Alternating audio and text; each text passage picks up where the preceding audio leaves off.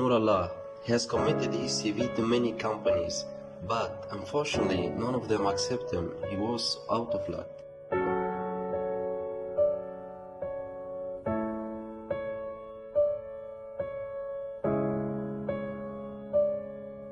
He lost hope and fell into a state of depression, expressing his feelings through drawing.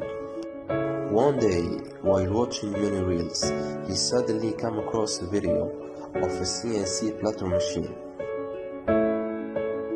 It drove faster and more accurately than a human. Fascinated by this,